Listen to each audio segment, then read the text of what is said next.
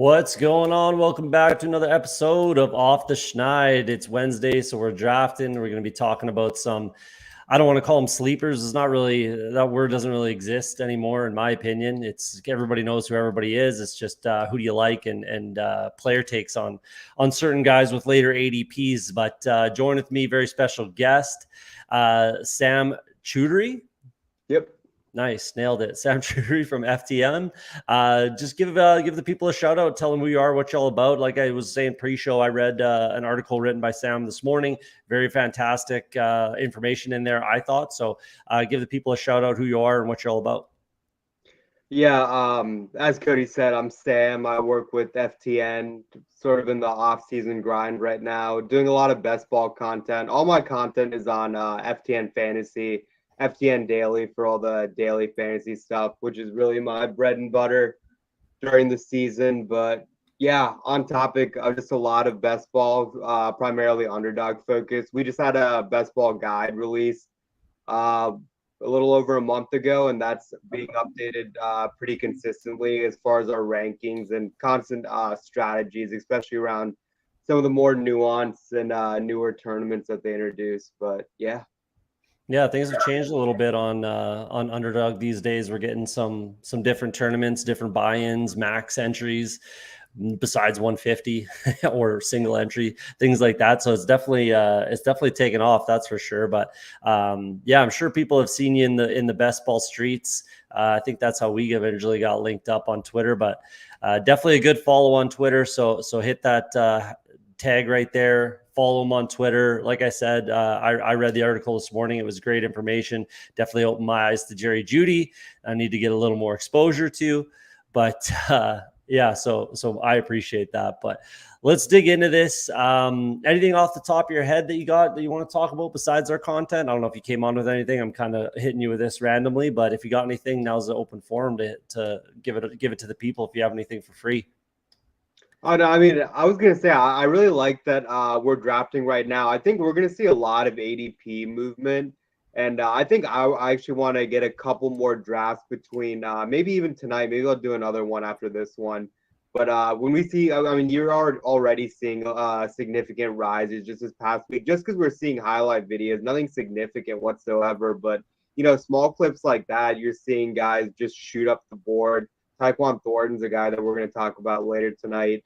And you just see him rising, just for being out there in OTAs. So I think the main thing in the offseason, one thing that I've been writing about is you really want to, I mean, this is more, I guess, if you're having a lot of entries in the contest, you want to draft in different windows so you have different textures in your draft, because different combinations are only available at a certain period of time. And so, yeah, I think it'll be interesting to see when we draft today, because 2 weeks from now, these ADPs are going to fluctuate drastically throughout the board. So, yeah, I'm loving these poodle. A little bit of background noise. Sorry, but these poodles are fantastic because it's exactly that. Like it's a like a pod of time. Like it's a point of time where these ADPs are kind of stuck there, and then they're going to be like the Poodle 1 and the Poodle 2, pretty drastically different ADPs. And one guy that we're going to be talking about tonight, he's not even over 160 ADP anymore. I just checked before we came on to make the banners here, and it doesn't even technically fall under the parameters of the show anymore. So yeah, ADPs are certainly fluctuating. And if you follow Underdog Fantasy on Twitter as well, they post all those risers and fallers. So it's definitely good to keep an eye on that. And yeah, you kind of, like you're talking about, like continuing to draft throughout the summer, you kind of want to be picking up shares of guys that their ADP is rising, because eventually, you're going to be getting them 1 to 2 rounds later than people were getting them early in the summer. And they're going to have, technically they'll have a better, let's call it 8th round player that they're more comfortable with. And then they were getting that guy in the 12th round. Now you're taking the same player in the 8th round. You know what I mean? That's sort of a thing where it changes the dynamic of roster constructions and team makeups and things like that. So yeah, you don't want to kind of miss the boat, I guess is what I'm getting at. You want to hit that ADP while it's still at a reasonable number, if you will. So Yeah, let's jump into this one. We're going to do a quarterback, couple running backs, couple wide receivers, where their ADPs are at, and just get some player takes from each of it. So we'll start at the quarterback position. This guy's just been ridiculously polarizing for the past, since he came into the league, since his rookie year. I talked about him. I talked about the situation last week with Eagles there. But it's Niners quarterback, Trey Lance. He's going quarterback 26 right now. ADP is 188.5. So what's your take, Sam, on Trey Lance? Is it a guy that you're buying at all, or are you completely off the table? What are you doing with Trey? No, I mean, I don't have a lot of players that are on my do not draft list, but I mean, Trey Lance, he can't fall far enough for me to draft him just because I don't think he's going to see the field in 2023. And I guess I sort of lucked out. I mean, he's a guy that I want to say since he entered the league throughout, two 150 maxes of BBM, I drafted two total teams with Trey Lance the past two seasons. And that's not even that I just yeah, I mean, I didn't think that he was gonna, get injured last season. I didn't know that he wasn't gonna play his rookie season, but just the steam on this guy, it's always. I mean, finally, it's adjusting. I mean, the fact that he's still getting drafted, I guess, not enough because my expectation is Brock Purdy will be the starter, and Trey Lance's best case scenario is he gets 2 games, and I'm not even confident that he will be the starter over Sam Darnold when the season kicks off. So especially in Best Ball Mania, we're trying to build teams for the playoff weeks. And yeah, I mean,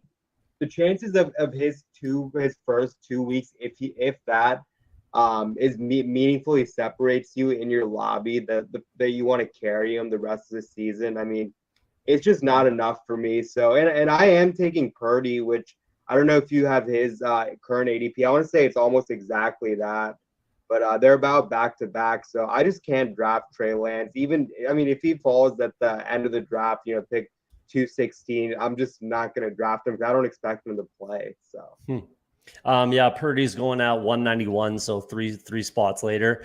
I am taking a little bit of Trey Lance just because for a few reasons. Number one, I'm only taking him if I'm doing a three quarterback build.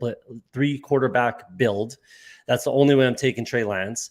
Number two, Brock Purdy, that's essentially Tommy John surgery that he got. It's the same surgery basically that Ben Roethlisberger had. So, I guess in a Shanahan offense, yeah, you can just be checked down Brock Purdy and still put up quality fantasy numbers. So that's all fine and good. For me, a big reason is I just don't really see much difference between guys like Nick Mullins and CJ Beathard with Brock Purdy. Like those guys had some success. Obviously, the team is a ton better now than it was when they were having success in this offense, but they did as well. And I don't see much difference between Purdy and those guys. And Trey Lance just definitely does have an athletic edge over those guys and the rushing production or, hopefully rushing production to boot. So I'm sprinkling Trey Lance. I have sprinkled a tiny bit of Brock Purdy as well. Not Darnold. I'm pretty much out on Darnold. I think he would be like the last resort. I actually think he'd be really good in this offense, to be honest. I think he'd be really good in this offense. But there's just with those two guys ahead of him, I don't think we're going to see Sam Darnold. I think a lot of this is also just, from John Lynch and Shanahan. It's a little bit, that encouragement sort of a thing, constructive encouragement. You can say whatever you want in June, right? You can say Brock Purdy's the leader in the clubhouse and all these things, but they paid a boatload for Trey Lance in draft capital, third overall selection, and he does have traits that Brock Purdy will never have. And no one can argue that. And I'm not saying that's the reason why you start him. I'm just saying that's just a fact. So I'm sprinkling in a little bit of Trey Lance and Brock Purdy actually, but it's only on 3 quarterback builds, and it's very slight sprinkles. But and another small reason, look at last year. Where did he start his ADP? Like 120, 130, and then he finished at like 75. Yeah, That. definitely, somewhere in the 70s. And I guess I think this is a good point. It was pretty ironic that when I got the show sheet that I saw Trey Lance because I actually posted this article last Wednesday about finding closing line value, and this was Purdy at He was 199, so he's already jumped up since I wrote this article. But it pretty much had a bunch of links to pretty much his medical reports, and we're seeing a lot more since this article was published, a lot more positive feedback. But based on the injury timeline, the fact that he started throwing, this was last Monday, and that really does put him on pace to be almost full go in training camp. And my thing is pretty much what I discussed in the article is I don't really think that Kyle Shanahan is looking for that kind of athlete. I think he really just wants a point guard at center. You mentioned the names like Nick Mullins, and we've seen him have some pretty solid games. And honestly, I think I don't want to go out of line, but I think he just wants a yes man behind center that just does. He has this picture in his mind that he just wants a distributor. You got guys like Kittle, Ayuk, Debo. He just wants to get them the ball in space. And even you look at Purdy. I mean, he came in when Jimmy G got injured against Miami, and they were actually down, and right away he led him to a game-tying field goal. Ended up winning that game. Obviously, he went 7-0 as a starter, and then he lost the one game, obviously, when he tore his UCL. But even as a starter, he averaged 234.86 passing yards and 2 touchdowns. And we can both agree Purdy isn't this great talent, but it's all within the scheme and the players he has surrounding him. And I think that's really just what Kyle Shanahan wants, someone that doesn't turn the ball over, gets him in space. And what we saw from Trey Lance, that he didn't even have great fantasy games this past season, but we saw 2 seasons ago what he can do on the ground. But even then, I mean, this is a great team, and they couldn't win with Trey Lance under center just because he's a different type of quarterback. So I think things equal in the ideal scenario that Purdy's just exactly the type of guy that Shanahan wants. And if he is ready, which I guess you're talking about even taking Lance or Purdy in 3 QB builds. Like, I feel pretty confident that Purdy is going to be a week 1, week 2 at the latest a starter. So if I'm taking an elite quarterback, and I would consider elite quarterback probably from the down to the Trevor Lawrence, Deshaun Watson range, I'll tack on Purdy as just my QB2 and roll with it, because I guess it's just a difference in confidence level. I feel pretty good about Purdy being the starter all of next season. So yeah. Super polarizing as with Trey Lance. He's always going to be that guy, and we'll see how it plays out. But I think I do agree with that. I think Mac Jones was the guy that Shanahan wanted, and I think he got vetoed, and that's just how it went down, and they ended up with Trey Lance. But either way, let's move on to some running backs. We'll see about this one. This is going to be an interesting one, the 49ers quarterback situation. We'll see in August and September who ends up starting and where it goes. It'll be very, very interesting. Kick it over to a running back, Devin Singletary, running back 50, 159.1 ADP. So this is the guy that's gone, over the 160 mark or below the 160 mark since I say that's show sheet. So yesterday, I guess. So he's definitely moving up the board. What are your thoughts on Devin Singletary? Yeah, I'm surprised it took this long for him to rise. I mean, this early in the offseason, there's a lot of these handcuffs that we don't even know if they are the handcuff in their offense. And Devin Singletary is just a guy that I've sort of been gravitating around. I mean, I don't even love the guy, but I guess the past 2 seasons, I've just been overweight on Devin Singletary just because he's always been the second running back to go in his offense. And once again, we're seeing it here. There's the fact that Singletary is rising and there's still such a massive gap between him and Pierce. But yeah, I mean, obviously we want the new sexy thing. A lot of the handcuff rookies we see go ahead of them, even the second year guys like Tyler Algier and Jalen Warren. But I don't think there is that much of a difference between even them. Even with this rising cost, they're still 2 rounds more expensive than Singletary. And it's the same role. And I can argue that I think Singletary is going to have more standalone value than any of those guys. And we have a pretty decent sample size. 2 seasons ago, he had RB1 finishes to close off the season in Buffalo, and that's a team that, you're lucky to get any sort of production from your running back. So he's a career, I want to say 4.7 yards per carry guy. He's always had great broken tackle numbers, and he was one of the first free agent running backs to sign in the offseason. I want to say it's around $3 million, which, isn't a lot, but in the running back market, it is a decent price to pay.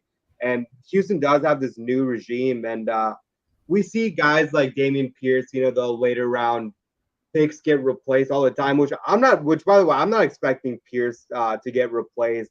Don't hear what I'm not saying, but I mean, Mhm. one of the first transactions they made was to go out and get Devin Singletary, and this is a Kyle Shanahan like system where no matter who's under center, they're just gonna put up numbers. And Texans' offensive line is pretty good, so yeah, Singletary is a guy that I've just been drafting a lot, both pre-draft and now, just because I know what his role is. And I mean, he's one of the few handcuffs that I know if the starter goes down, that it's going to be him and only him.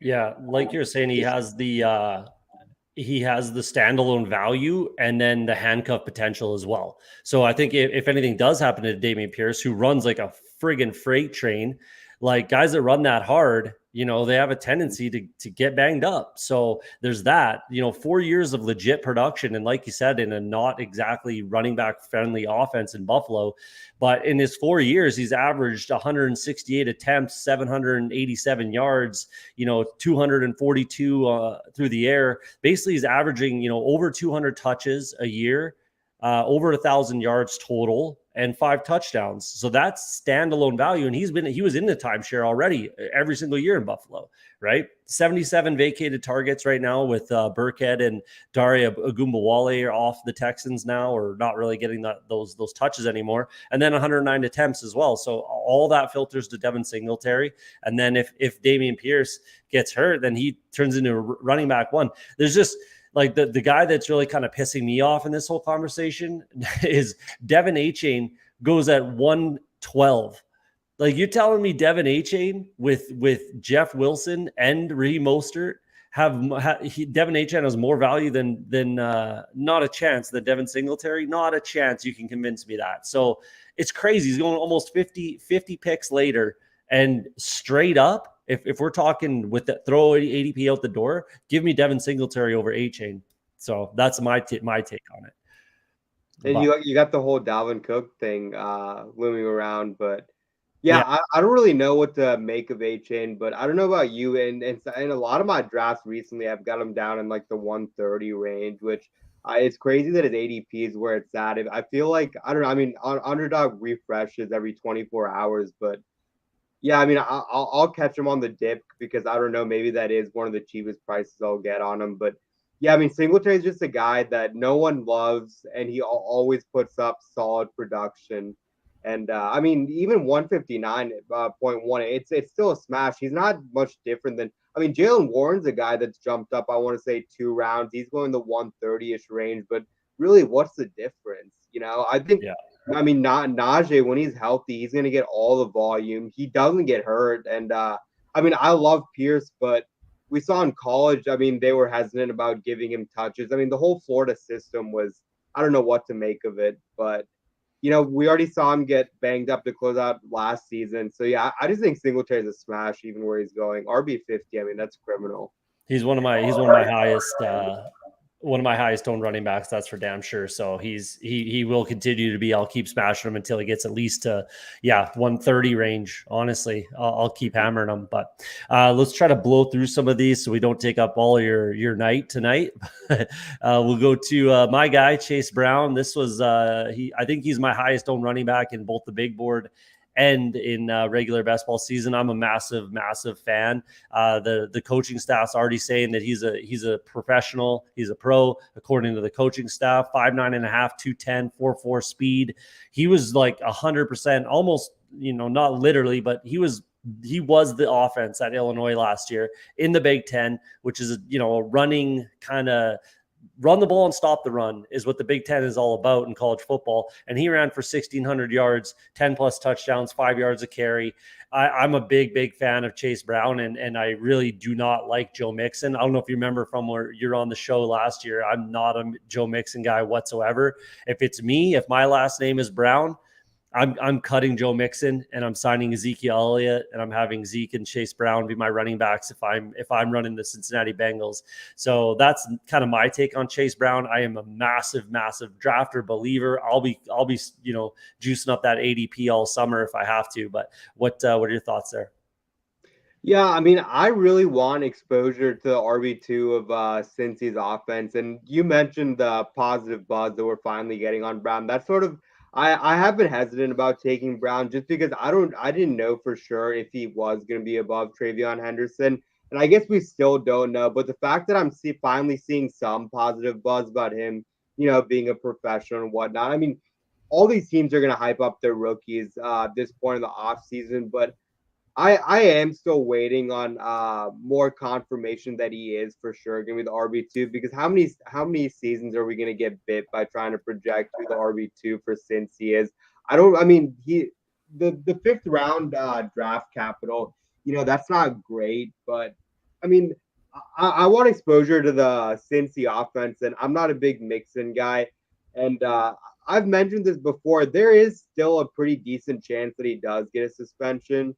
I was talking about I ran into Mixon's defense attorney at Apple getting my phone fixed, and he sort of dropped it on me. We were talking about Mixon and the suspension, and I don't know how I put it, but sort of mentioned how it looks like he's in the clear with the Bengals not drafting or spending high end capital on a running back or in free agency, and he sort of smirked and blew it off, and he was like, so you thought there was a chance of him getting suspended, but then when the team didn't draft a running back or spend high capital or get someone free agency, you think that changes something? And I was like, yeah, I mean, I guess so. And he's like, I'll tell you what, whatever you thought before the draft and after the draft, nothing's changed because I don't have any new information, which means the team damn sure doesn't have any new information. So if there was a potential risk of suspension, which there definitely is, whatever the transactions since he made, that shouldn't have any impact on what you think of the situation. So there could be a massive value between Chase Brown and Trayvon Henderson. And I'm just trying to dig through the weeds to figure out who it is. But yeah, seeing some positive buzz in camp definitely makes me want to get some more exposure to Brown now. Yeah, supposedly he's catching 120 balls off the jugs after practice right now. So that's encouraging. I'm a big fan. I'll be drafting the shit out of Chase Brown all summer. That's for sure. Last running back we got Kenneth Gainwell, running back 58, 188.2. My biggest thing with him is they like to use multiple backs, and then the guys that are ahead of him, DeAndre Swift and Rashad Penny, have certainly not been, the models for health and staying on the field. So if one or both of those guys, which is entirely possible going off of lots of sample size from both players, then Kenny Gainwell can be that guy. He was a monster in college. He's had a good career so far. And I'm kind of all over it. I've been a big believer in him. This is his third year in the league, and he's only turning 24. So it's still pretty young considering he has the experience too. And then they used him in the playoffs more than they were using Miles Sanders realistically. So I'm liking Kenny Gainwell as well. He's high on my list as late round running back. But what are your thoughts here on Kenny G?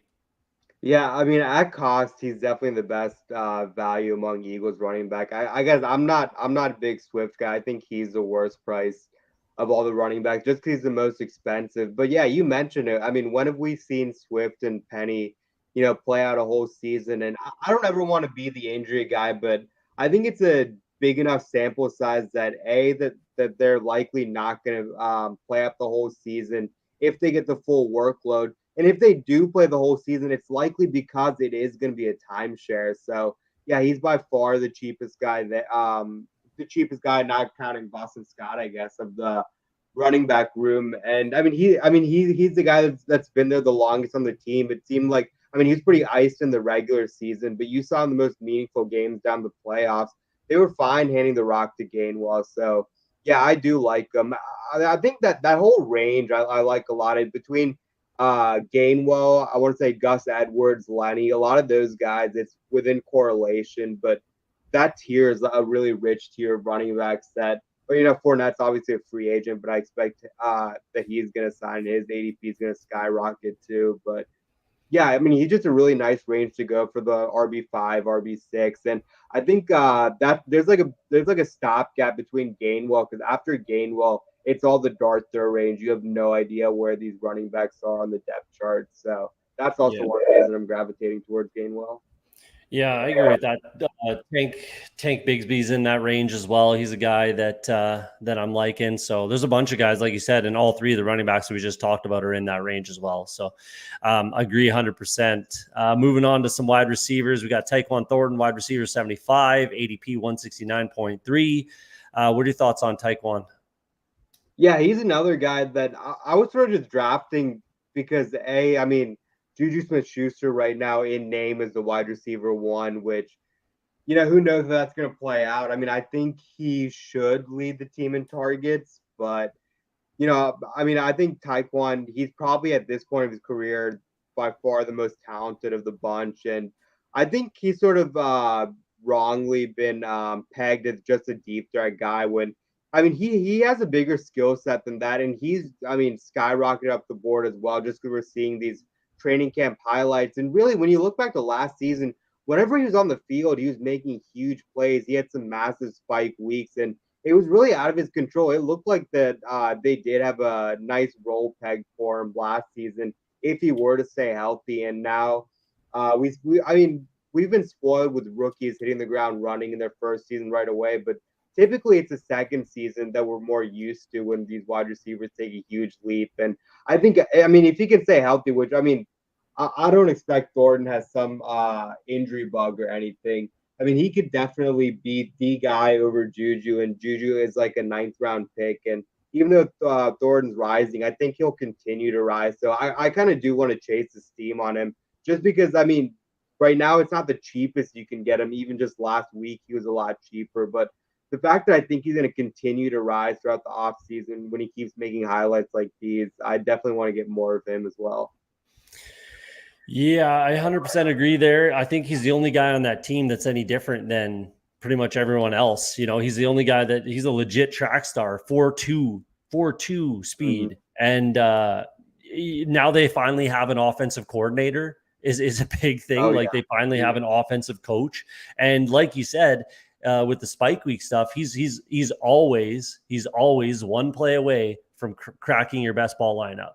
So that's what you're looking for in these late round dart throws. He's literally anytime he's on the field, he's one play away from cracking your lineup, having a spike week. He's one play away from a 50-yard, 60-yard, 70-yard, 80-yard touchdown. Literally, he's that fast and he's that elusive. So yeah, I've always been a big fan of Taekwon. The injury early in the season last year, I thought he was going to kind of take a big step, and then he got the collarbone, I think it was, right, and he was out like Mm-hmm. six games or something like that. So that really hurt him. But they were doing jet sweeps with him. He was catching the ball, and like you said, when he was on the field, he was scoring points, and it did seem like they had a role for him. So I'm liking it. And then Jacoby Myers is now gone, which affects a little segue to the next guy we're talking about. Jacoby Myers off the Patriots. Now he's over with the Raiders. That's going to affect Hunter Renfrow. Wide receiver 79, ADP 180.6. I'm looking at Hunter Renfrow thinking that he gets traded. I'm hoping he does. They can save a boatload of money by trading him. They can't save nearly as much if they have to cut him. And I don't think they cut him because he did just sign that contract last year. So they can basically only trade him or else he stays a Raider. So I'm hoping he gets traded. My prediction for a trade partner, and I think it makes tons of sense because they need a slot receiver, is the Atlanta Falcons.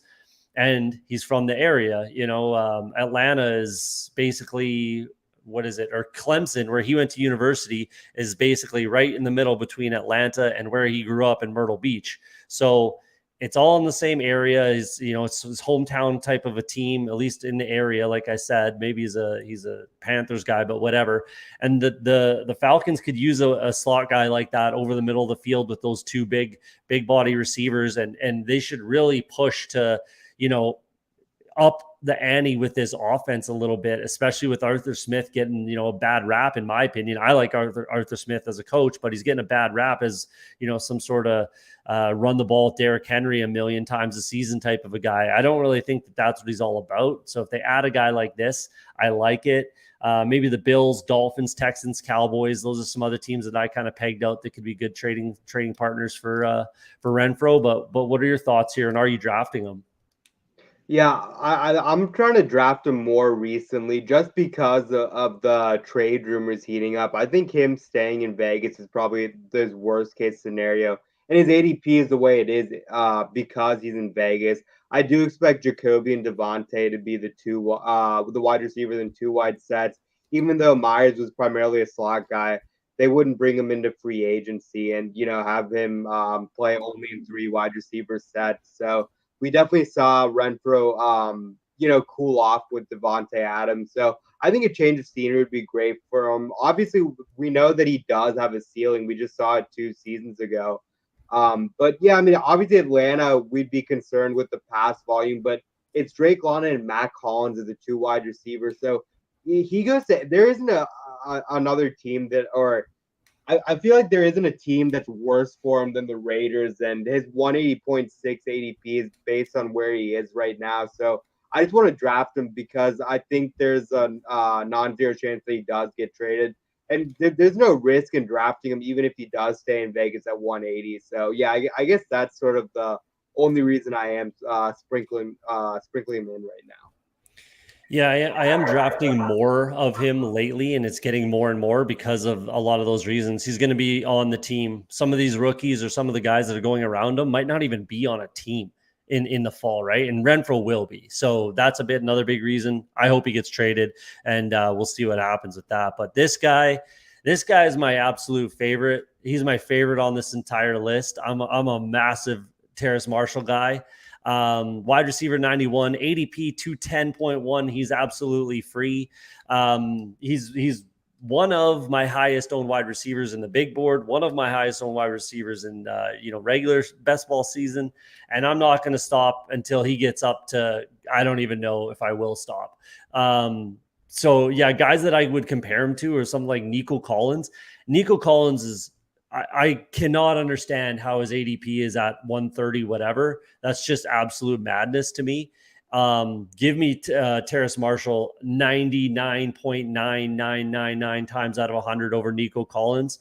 And there's a very legit opportunity that he ends up the wide receiver one on this team. He's literally running as it more or less right now, 6'4", 200 pounds, has like 4.3 speed, I think maybe 4.4 speed, but 17.5 yards per catch average. That's insanity. Got a good uptick in his second year, third-year breakout guy, rookie quarterback, more of an offensive coach now. I like the coach. Quarterback is what it is. I'm not a huge Bryce Young guy, to be honest, but I'm a massive Terrace Marshall guy. And I think that this is going to be the year for Terrace Marshall. And at this ADP where he's at, completely free, I will not be stopping. I might have 70% Terrace Marshall by the end of the summer if he stays here. But what are your thoughts? Yeah, I'm getting more optimistic about Marshall just with hearing all the reports. It definitely looks like he's locked into a starting job over Mingo. It looks like to start the season at the minimum. And, obviously he was a second round draft pick as well. And he was supposed to go in the first round if it wasn't for the medical issues. And he's a guy I loved at LSU. So I definitely have a soft spot for Marshall. And I don't have any Marshall yet. And it's funny that you were talking about Nico Collins. Big reason why I don't have Marshall is Tank Dell sort of been my 18th round pick. So this early in the offseason, a lot of times I'm spending my 18th round pick on tight ends a lot of times just because I know that they're going to be the starter on their team. And I'm trying to avoid dead roster spots as much as possible. And from what it seems like, Marshall, he's definitely going to be a factor this season. So I think he's completely fine.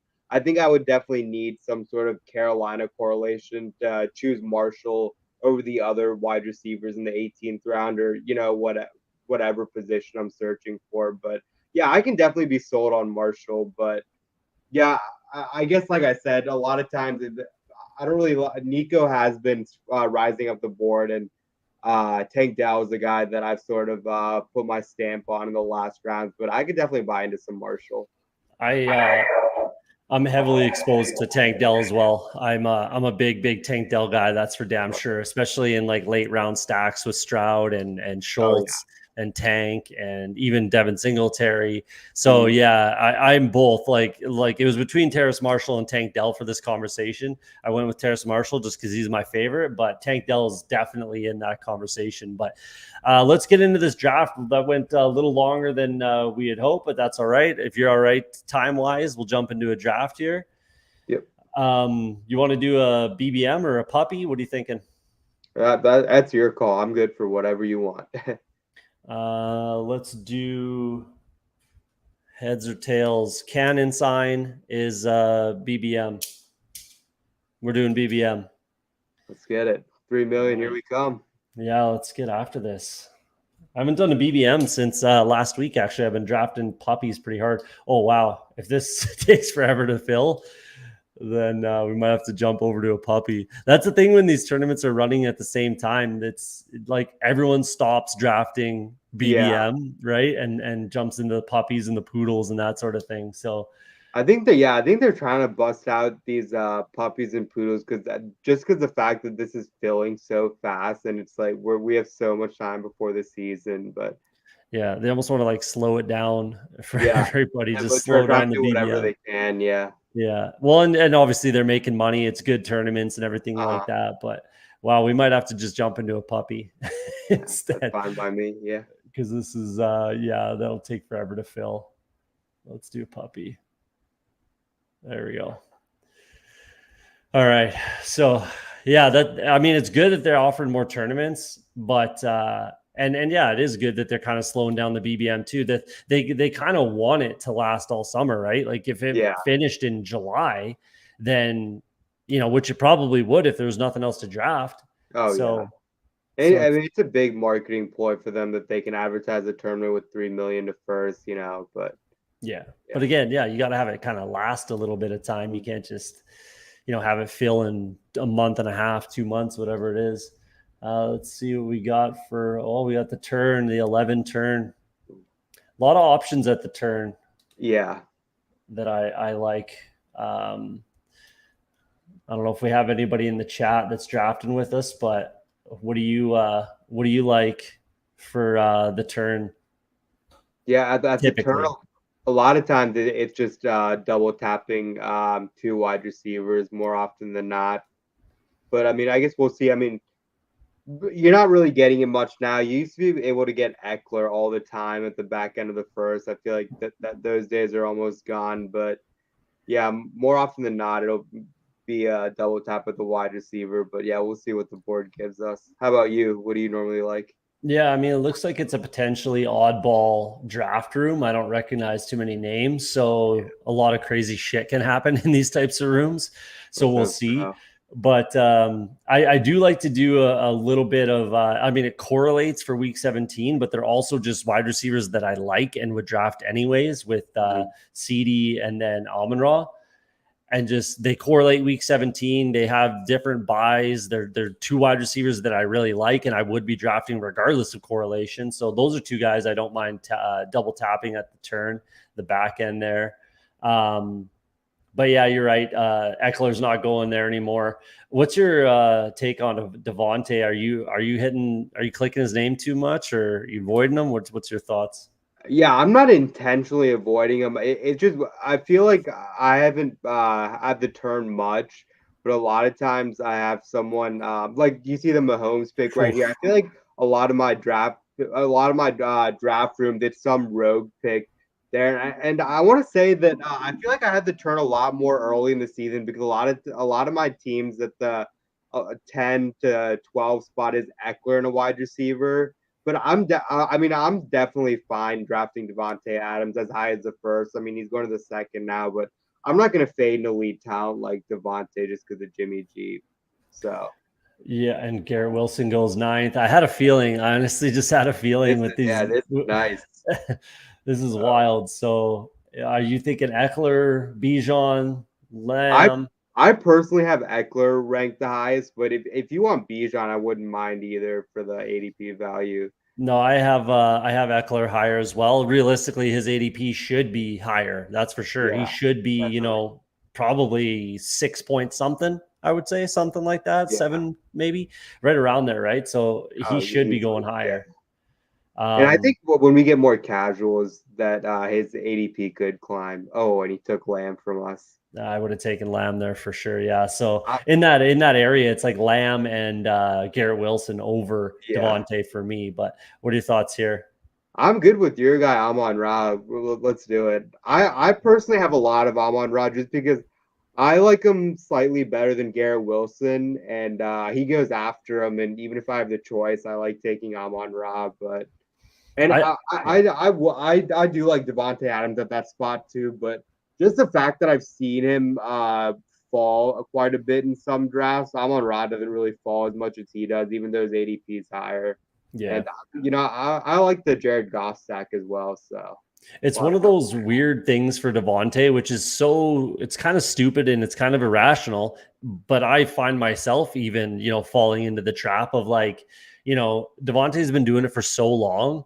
There's just got to be, he's got to fall off at some point. Like, I feel like that's what people are thinking, like I said, including myself, where it's just like the situation just keeps getting worse for Adams, right? Like he leaves Green Bay, he still does it. Like that affected his ADP 100% going to the Raiders.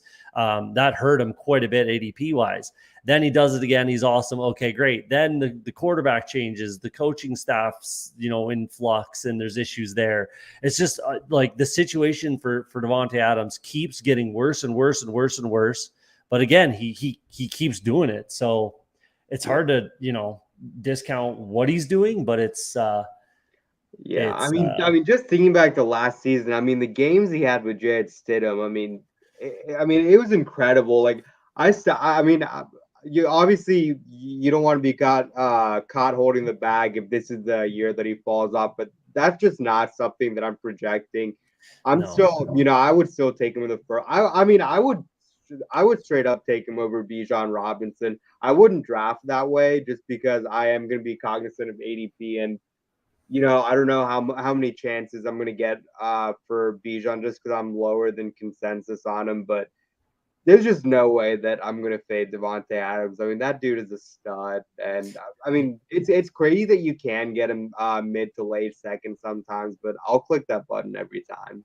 Yeah, I have exposure, just not an extreme amount. And Yeah, I'm the same way. Yeah, yeah, but I mean, again, it's irrational and it's stupid yeah, and it doesn't make sense and you should not be thinking like that. But I will admit, I just again, it keeps getting worse. Like yeah, his situation just keeps getting worse, worse, and worse. But he's legit, and he showed it last year. Like legitimately, he's still one of a top 3 wide receiver in the game right now.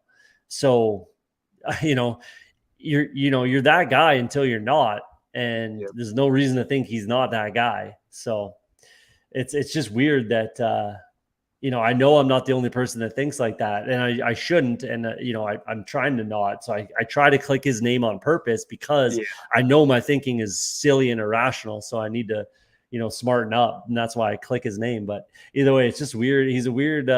It's another like weird polarizing year for Devontae Adams, and we'll see how it goes. But what are you thinking heading up to our picks here on the turn again? If this ever gets to happen, I've seen it like once or twice, but I've yeah, never been able to get it. Um, I would do that if we get the opportunity. So yeah. we'll I love see. that one.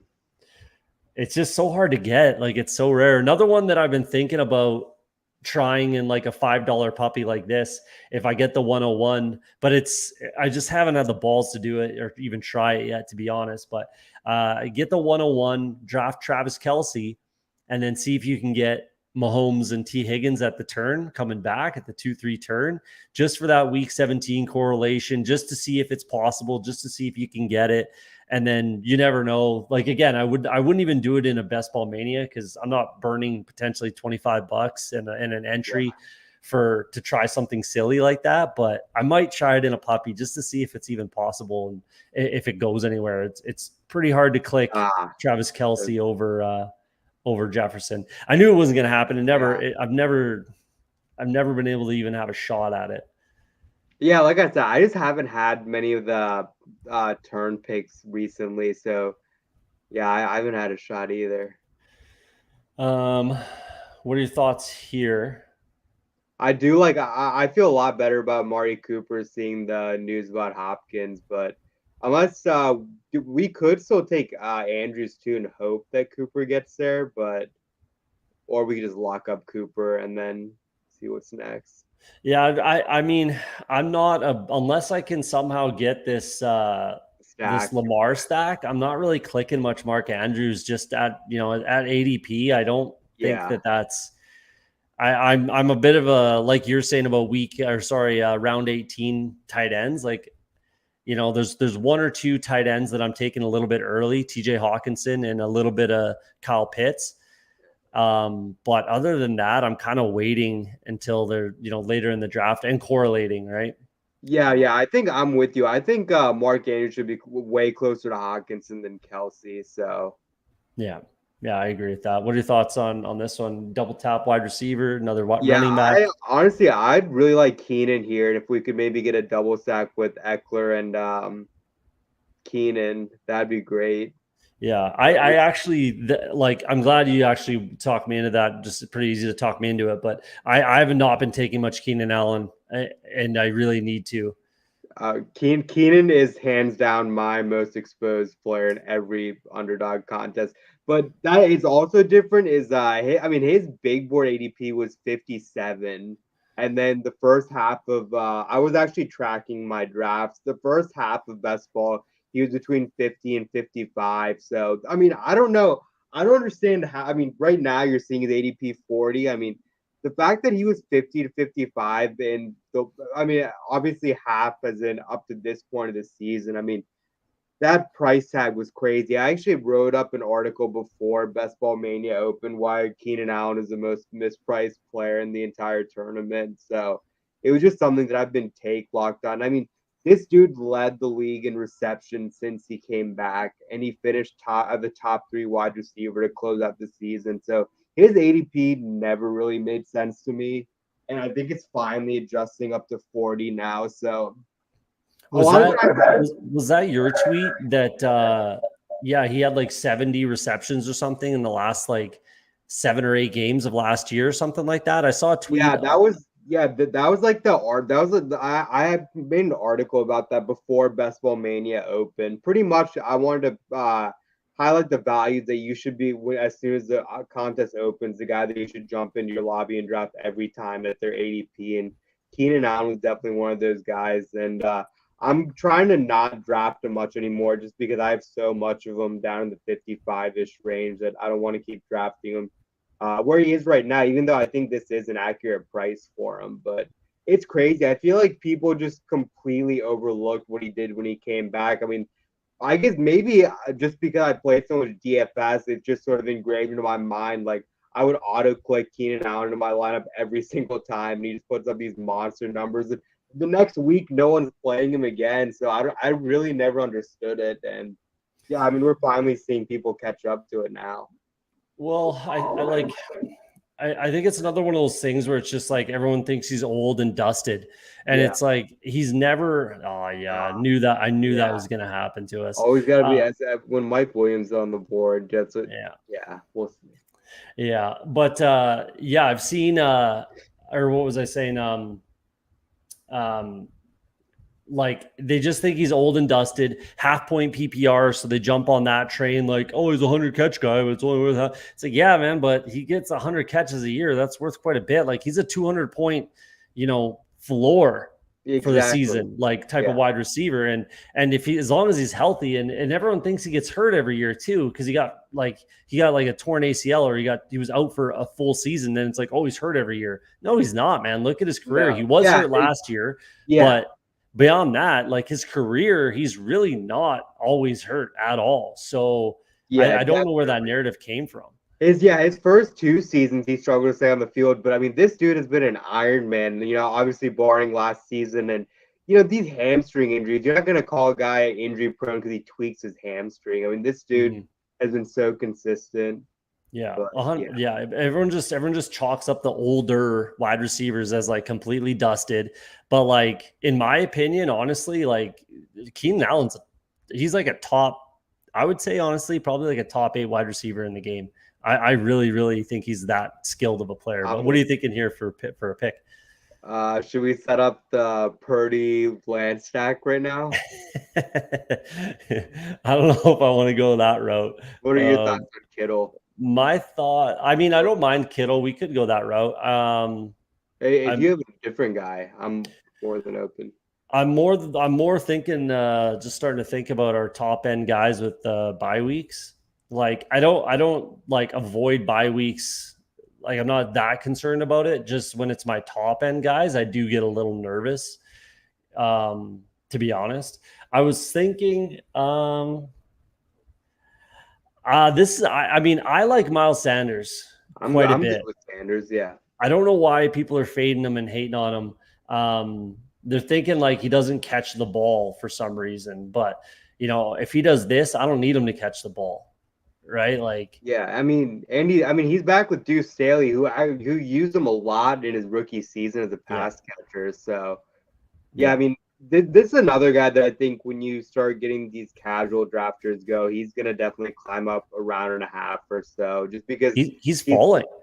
yeah, and I think that's just I mean that's more of the nature of the wide receiver heavy rooms that we're seeing right now. But I think when casuals come in, I mean, this is a running back that we can count on. But you don't want to draft running backs, solely based on volume. But Sanders does have a ceiling. We've seen it before. Obviously, he ran like the sun with touchdowns last season. But I mean, he's a good back. He's still young. Obviously, got paid a lot. Chuba's just a guy there. So yeah, I'm definitely into Sanders, and I'm pretty optimistic about Carolina's offense. I know you mentioned you might not be so into Bryce Young, but you know I like Young. I think obviously the him being small or whatever, he gets knocked on all the time. But I think the offense can be competent. And if Young does struggle, you'd think that they'd like to lean on Sanders more. So a lot of outs for sure. Yeah, the offensive line is quite a bit better. Same, like you mentioned with Deuce Staley, Frank Reich, Deuce Staley, same coaching staff that drafted him and used him a ton when he was, a bunch younger. He was successful last year, stayed healthy, and yeah, like a lot of, and I actually fell victim of this last year, thinking about pass catching running backs. That shit does not matter in these tournaments. You need to look at touchdowns. Like, does the guy get in the end zone? Touchdowns are king in half point PPR best ball, right? And Miles Sanders had 12 total touchdowns with one receiving, I think, something like that. He ran 11 in anyways. So yeah, and I agree. I think the offense can be completely competent with the wide receivers that they have. And I am drafting a little bit of Bryce Young because I am stacking with Miles Sanders and then usually Terrace Marshall with my last pick.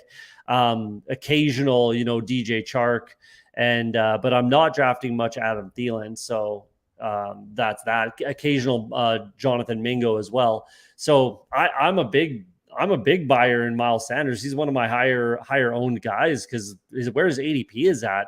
Like I'm taking Miles Sanders over Joe Mixon every time. Yeah, I mean, and that's a guy that's also one reason why you can do the hero RB or zero. You can do zero RB and take Sanders as your RB1. A lot of these combinations I don't think are going to be available the later we get in the draft season. I keep talking about it when casuals come in. These running back ADPs are definitely going to go way up. So I definitely want to take advantage of these guys. And you don't even have to love Sanders to take him here just because I feel pretty good that obviously he has fallen a little bit, but that ADP is going to go way up. You even look at these casual leagues like Sleeper, ESPN, CBS, and this guy's like a second or third round pick. So that's going to sort of come closer together as the offseason goes on. Yeah. We'll see what, like you talked about earlier, what training camp brings and everything like that. Obviously, if an injury happens, which no one ever likes to think about or talk about, but then it changes everything. But man, again, like you said, at ADP and an ADP that's falling currently, maybe it does start to kick up. I think it probably will too as we get more information and move on throughout the summer. But yeah, I'm a buyer. But how about this one? That's an early. What are your thoughts on Quentin Johnson at this ADP here? I just honestly, I cannot. I like Quentin Johnson a lot as a wide receiver. He was actually my wide receiver one in this class, but at that ADP, I absolutely cannot get behind it personally. Yeah, I would definitely rather take Brandon Cooks over him, and I do like QJ a lot, but I do expect him to definitely be. Actually, I was gonna say third option, but probably fourth option behind Eckler as well. So yeah, and that's another thing that we're seeing. All these rookies just getting steamed up the board. So Yeah, that's especially, I that's mean, classic. yeah, I mean, I would consider taking him there if I had Herbert, but just yeah, Yeah. that's too rich for me. Yeah, if you're really trying to dig into some correlation and fill out a stack or something, like if that was the Herbert guy sniper on us, then I get that. But to just take a naked, Quentin Johnson at pick 77, you personally couldn't really pay me to do that. Yeah. Are we? Oh man, I was gonna say, like, are we gonna have to just take a naked Trevor Lawrence here? like I at 20 points past the ADP, I would have just said, we'll get Evan Ingram at the right, but I I think think we got to go this route. Hey, I was gonna say, do we or should we push it for the next pick as a guy in yeah, between us as a quarterback? Is there anyone yeah. that you like before him? I do like Elijah Moore. I don't know if we want to go that route. I think we could double stack it. I'm really not worried about the buys, especially I don't look at the wide receiver and tight end buys. I think you should sort of look at that as sort of its own vacuum and not even worry about those two correlating. But Well, especially the early ones I'm more okay with. Like if they're bye week like 13, 14, that actually honestly scares me a little bit more just because it's so close to the playoffs and you need those points. And realistically, you're probably not paying attention to every team, that's for damn sure. But yeah, I don't know why, just psychologically, it kind of freaks me out with those late round bye weeks.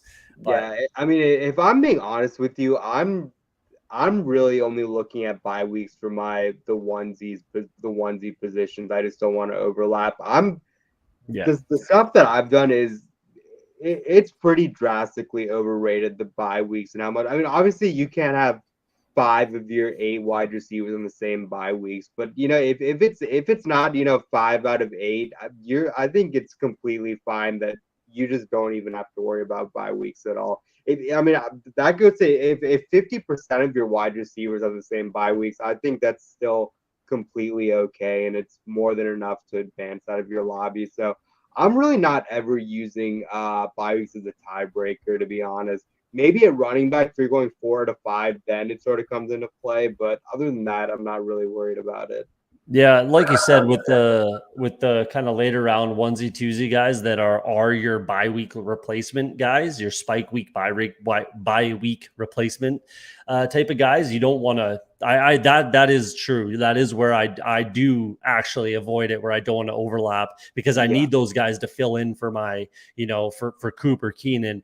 And Elijah Moore, I need them to fill in, so I can't have them on the same bye week. I guess you can because in a build like this, I guess you can because we have three of our core guys, three of our four core wide receivers have the same bye week. So mm-hmm. if we have, let's say we have three more wide receivers on this team that have bye week 13, that's actually not a big deal either because these are the Not guys at that are all. going to be playing, right? So Yeah, not um, at all. Yeah. yeah, I guess it depends on kind of how you're building it, but I agree. I don't particularly care. Um, but I do get a little concerned about having this isn't too bad, but I'd be lying if I said I didn't get a little concerned about my top end talent all being on the same bye week. Like if this was flipped around and we had our wide receiver 1 and 2 and our tight end 1 and our RB 1 and our quarterback 1 all in the same bye week, it does kind of make me a little nervous.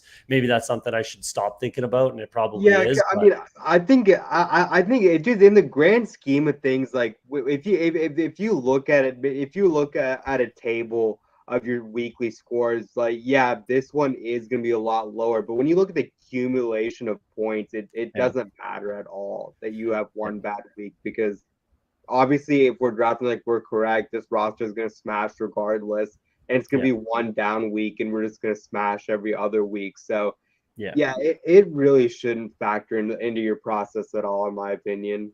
Yeah, it's total points kind of rotisserie. It's not head to Exactly. head, right? Yeah, So exactly. yeah. No, I should probably kick that out of my brain a little bit. What are we thinking here heading into the turn? I think this is sort of a rich running back range. I Yep. guess I think I like Brian Robinson with the correlation with Kittle. Yep. Dylan's just a guy that I like straight up in a vacuum. But yeah, I think all these running backs I like. Yeah, I don't disagree. I'm trying to force myself into taking a little more Zach Charbonnet just because the offense and the head coach loves to run the ball, and if something should happen, he immediately just steps into a running back one role. And I said the same thing. There goes Brian Robinson. We'll see what happens here. To me, Charbonnet and Dylan are a coin flip, so I could go either way on that one as well. I'm a little more of a lean on Dylan just because we've seen it, and he's getting this with Aaron Jones. Like regardless of Aaron Jones being around or not, he's getting this. I don't know for certain that I'll get this from Zach Charbonnet with Kenny Walker in the picture, especially with the wide receivers they added and tight ends that are there. So I'd rather go AJ Dillon. Yeah, so I have my personal rankings pulled up here, and I do have Dylan over Charbonnet. So yeah, if I were to make a pick as a tiebreaker, it would be Dylan as well. So I'm with that for sure.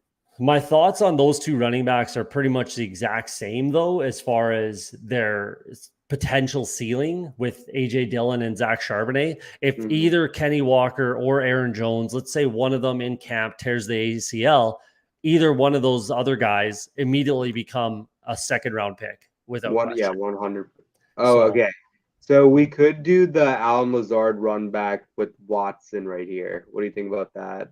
Don't hate it at all for week 17. Yeah. Yeah. I like, I actually been trying to take a little more Lazard as well because, Rodgers loves him and he's going to get the opportunity, really. Yeah. He's just such an unsexy pick that sometimes you just got to click it because he is going to score a couple of touchdowns, correlates with this roster. And, it's a week 7 bye, finally not a week 9 or week 5 bye. And I have been seeing Rodgers, drop in a lot of these drafts. You can even see right there 118. So you're really just avoiding the Garrett Wilson manager unless someone wants to flex a naked Rodgers. So there's a chance that he gets to us as well.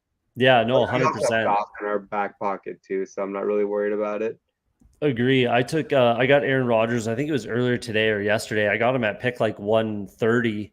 And he ended up being completely naked, but he was actually my first quarterback. I did end up taking Trey Lance. It was a 3 quarterback build that I took Trey Lance in that one, but I had a naked Aaron Rodgers because I needed a quarterback, and he fell to 130, so full round, passes ADP. So I kind of just, what do you want from me? I'll take Aaron Rodgers. So he's still Aaron Rodgers, man. My most recent draft, I actually did. I had a Mahomes Kelsey team, and he went to 135, and I took him naked. And I had Corey Davis in my queue as my last pick, but then Tyler Conklin ended up falling. I want to say like 6 or 7 spots past ADP, and I didn't have my tight end too since then. So it was just perfect. Like you love when a draft works out like that. Just you need a tight end too, Tyler Conklin, the correlation. And I'm just going to scoop it up definitely at that value. And he's like that guy that you can just correlate late with Conklin, right? Like you can just always, if he falls in your lap, Aaron Rodgers, and it's like, oh, I don't know if I want to take a naked Rodgers. Cool. Bring it back with Ty Conklin, round 17 or whatever it is. Like, you got Conklin and McColl, the better and best ball guy in round 17. And then if you're completely locked out, you can just grab Corey Davis with your last pick. Looks like he's going to be on the roster, but there's so many outs. Rodgers for sure. You could even throw in Michael Carter. Like I still think there's value with Michael Carter, especially in that offense. If you look at what Aaron Jones did in that offense, I think that Michael Carter would be that, Aaron Jones type of pass catcher in that Nathaniel Hackett offense and with Aaron Rodgers. So I'm still drafting Michael Carter as well. I like him as a player a lot.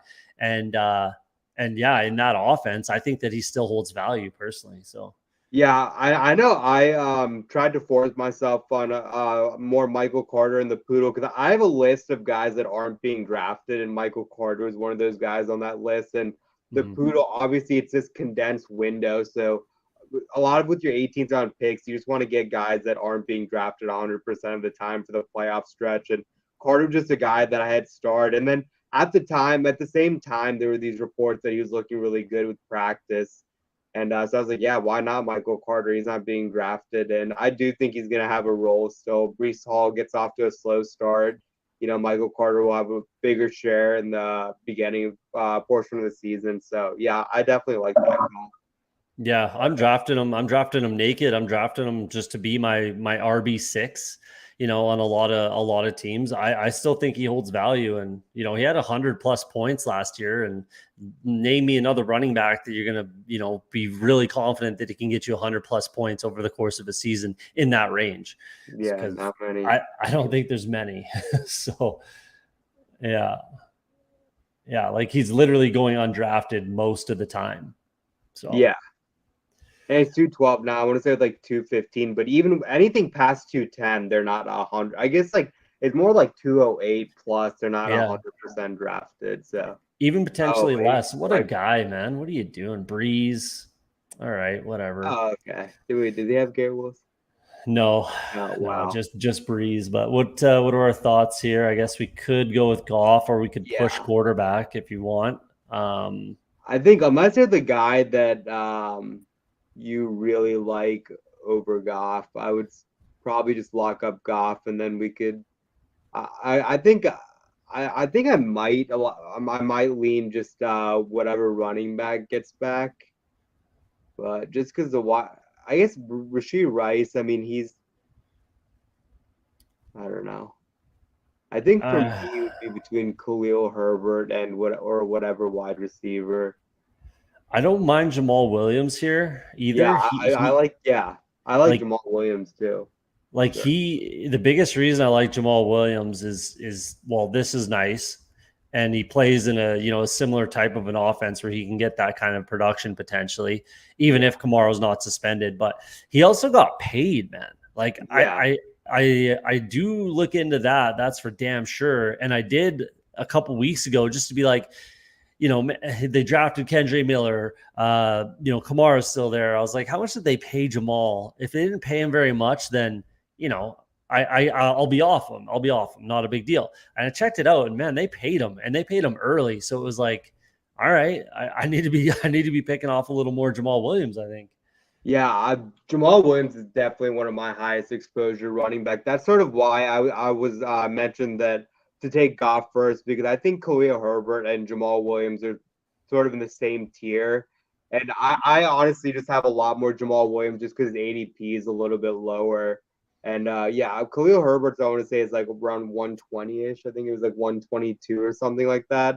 So it was more of like an exposure thing just to grab the guy that comes back. But yeah, I'm Yeah, smashing Jamal Williams. I mean, his ADP. I mean, I don't even know if this is baking in the risk of a Kamara suspension because 127, if there was no suspension, is already a great ADP.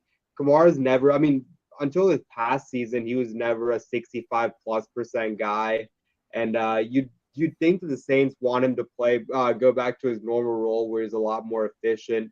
And Jamal Williams, I mean, we've seen him his whole career be this grinder, bruiser back, and he's a good thunder and lightning complement with Kamara. And I do like Kendra Miller as well, but you mentioned they paid Jamal Williams. I mean, they paid this guy to have a significant role. So I like yeah. him a lot because I mean his ADP. I don't think it bakes in the suspension really at all. It's just a normal RB2 price like the other guys, and he could be the lead back for who knows how long. So Yeah, for some reason, I think guys just think that he's like again old and dusted for some reason because he's a 27-year-old running back. But I get it. His yards per carry wasn't great, but how many of those 17 touchdowns were 1 or 2 yard runs, right? Where that yeah, just kind of takes away from his potential for average. But this is to me, this year's Saints offense is a better offense than the Detroit Lions offense last year, in my opinion. Yeah. And the offensive line is one of the best in the game for the Saints. And they've always shown a propensity to have those two running backs, even if Kamar's on the field for 17 games this year, no suspension, whatever, there's still going to be quite a bit of value. So like you're saying about baking in that potential suspension risk, like I think his ADP should be right there with probably AJ Dillon, maybe a little lower, but I think it could easily rise 20 points and probably should. Yeah, I think the sweet spot is just that Rashad Penny, Damian Harris range, the 115, 116 range. It's the same exact role. And, obviously, I mean, he can stay healthy. And there's this weird persona that he can't catch passes. In Green Bay, he was the pass catching back even with Aaron Jones. He was featured a lot in the receiving game just because Jared Goff didn't use him the same manner. There's this persona that he can't catch passes when he's a pretty damn good pass catcher. And it's not like he struggled with drops or anything. So, yeah, he could definitely have a lot more usage as a receiver than people are baking in. So. Yeah, I'll agree with that for sure. He's just a better overall running back than I think people are giving him credit for. So yeah, still got lots of tread on the tires. But what are we thinking here for? We're probably we'll be done at Cleveland. No more Cleveland guys. What are your thoughts for maybe a guy like this? Yeah, I like. Don't hate this guy. Don't hate that. Mims for correlation too. I think I would lean Tank Bigsby, and then because the wide receivers are all in the same tier. I think the only reason I say Tank Bigsby over Singletary just because he was going a bit later, and Bigsby has been getting so much steam as of late. So I mean, I guess we'll just do it. 5 running backs is a lot at this point of the draft, but we just got to hammer. We just got to take wide receivers from now. And we kind of talked about it, like some of the guys that, man, Thornton is he's just skyrocketing. He's going to end at like ADP 130 or something. It's crazy how much he's kind of skyrocketing. And then I don't mind Mims, especially for correlation here. We've got two Chargers. Yeah, that's perfect. So I dig that. That's for sure. Yeah. And I have been pretty consciously not, man, maybe this guy's in the chat or something because he's taken a few guys we've mentioned.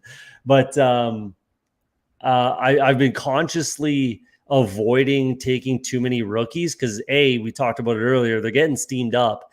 And B, I made that mistake last year, taking too many rookies, thinking that, they're just going to have some sort of magical role that doesn't really exist, or there's veteran competition that has proved it in their career already. Again, a guy like, perfect example, Jamal Williams with Kendre Miller, right?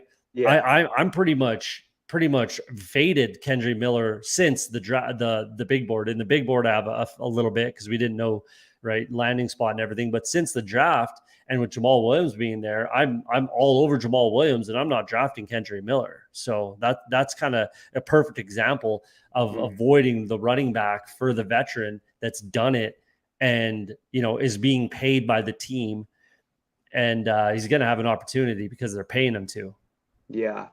With me, I guess Kendre Miller is sort of different. Like we got Jamal Williams here at 134. He's usually not available. I'd say I'm pretty comfortable over at 135 to 140 taking Kendre Miller if Jamal Williams off the board, just because I am expecting a suspension for Kamara, and I don't think he's running back. I think Kendre Miller's price is more baking in the suspension risk for Kamara than Jamal Williams, or else he should be going where Tank Bigsby's going right now.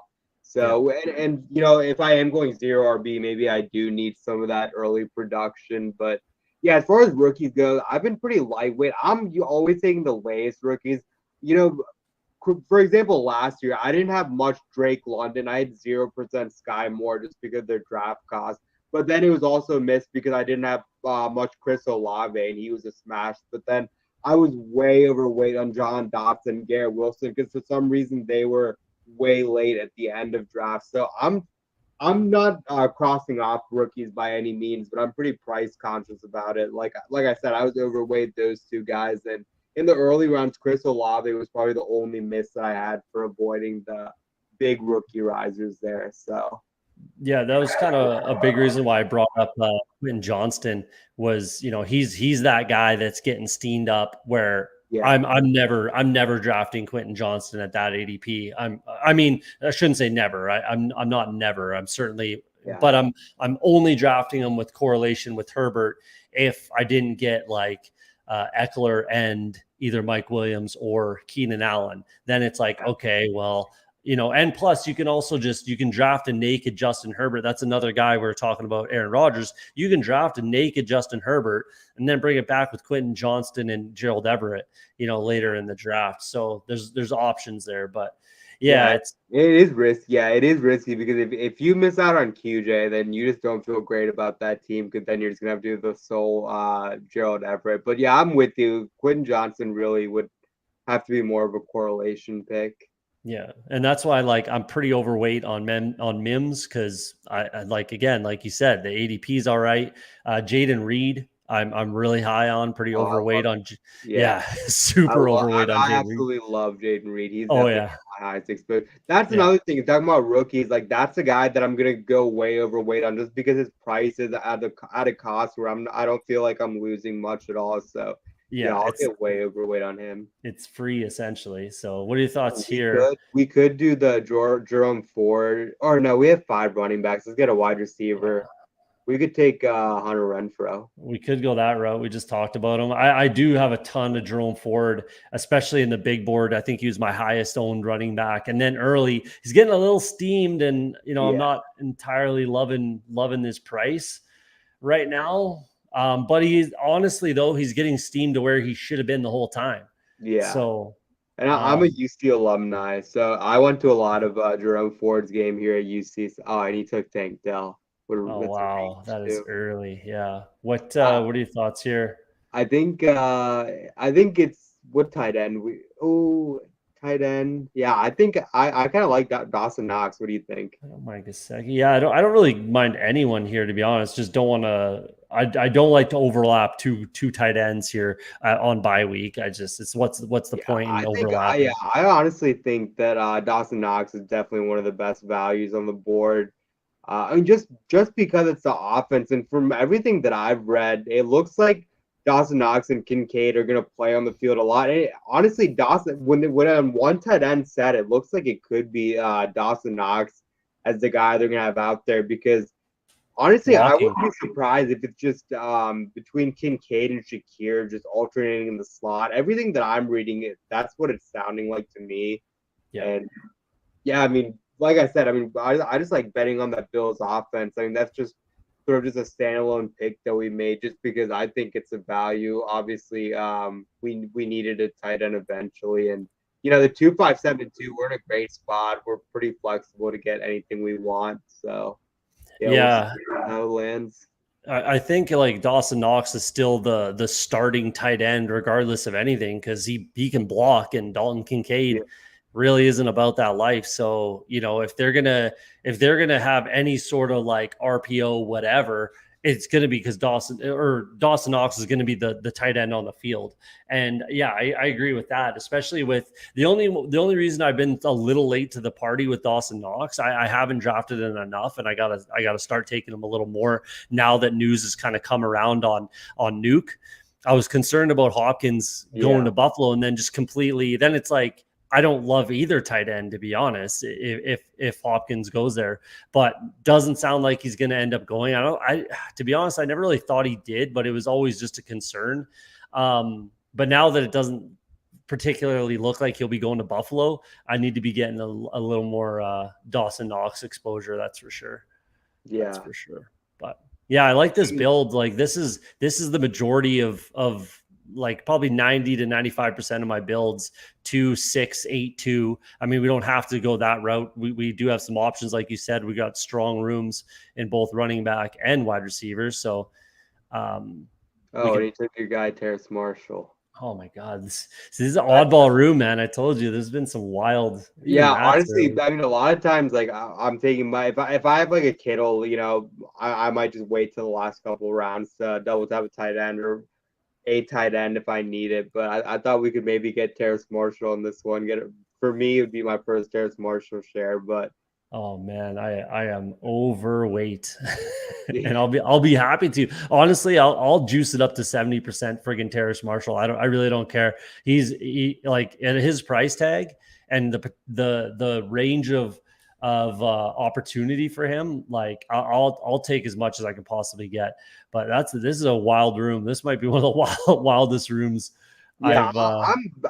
I like the Terrace Marshall Club because I'm pretty big on having a conviction in the late rounds, especially at this point in the draft season. I mean, if there's a guy that you want to click every time the 17th, 18th round, you honestly just go for it. I Yeah. mean, you gotta understand the risk that obviously we get league winners all the time in this range, and if you miss, you miss. But I mean, I'll get my guys and I have no problem about it. So Yeah, I'll literally just say fuck it every time and draft yeah, Terrace Marshall my why last not? pick. Like I don't care. If he hits, I'm gonna hit pretty heavily Yeah. somewhere, right? Like I'll have so many different options of teams with Terrace Marshall that I should win a good chunk of change if he I does hit. I mean, the past 2 seasons, I've had 40% of the Chiefs backup running back every season. Daryl Williams 2 seasons ago, Jerick McKinnon last year, and no regrets. Like those Yeah. guys were smashes in the last round, and I would click them anytime they were available. So, I mean, I can't. And it's funny because, like, in my articles, I'll write about, like, yeah, you don't want over 25, 30% of the guys, but in the last round, go for it. Is McCole Hardman I I was hoping he comes back. I feel like we should get McCole for the run back. You think? Yeah, I would like an eighth wide receiver on this team. What do Oh you think? yeah, I definitely want an eighth for sure. This will be my first McCole Hardman share, so let's do it. Yeah, when I have Deshaun Watson, if McCole like drops to 17th, 18th, it's like an auto click for me, hoping for this game to pop off. McCole Hardman gets the deep one, and I mean, obviously we know what kind of guy he is. He's a stereotypical veteran best ball, and I think he's going to be using the gadget role. And there is still a chance that Corey Davis does get cut, and if he's a starting wide receiver with Rodgers, I mean, he's free where we got him. So Yeah. You want to know my favorite like last pick running back right now? Ty Chandler. No, that's everybody else's. I do like Ty Chandler. He was like my RB like 6 in that draft. I really, really liked him. But no, he's not that guy. I do like Michael Carter, but it's right here, man. Zamir White. Zamir White's my guy at this Like, range because free. Josh Jacobs hasn't signed his franchise tag yet. 340 carries last year for Josh Jacobs. yeah. I mean, Like historically, I mean, they never reached that peak again. The fall, especially the no, following season. exactly. And so this is a guy that I'm hammering a lot. Yeah, Just I like that a lot. like the range of outcomes for him are literally he's an RB, certainly 2. Like he could be a top 15 running back if he ends up being the starter there, which I think is more than absolutely within the range of potential or possibilities for him. Super, super athletic guy. Oh yeah, He was like he's like 215 or something and ran a 4.4 flat. yeah. Supposedly I lost a think little bit of weight and some speed. Like, yeah, yeah. I can't remember if he was my RB3 or RB4 in the rookie class last year. Obviously, it was Brees Hall and Walker. I feel like Zamir White might have been, or no, it was Rashad White then Zamir White. Yeah, he's my RB4. Which, yeah, no, I loved him for sure out of Georgia. And well, I mean, we've seen these Georgia backs. I mean, there's some dogs in Georgia, and I mean, I have no explanation why they wouldn't use them.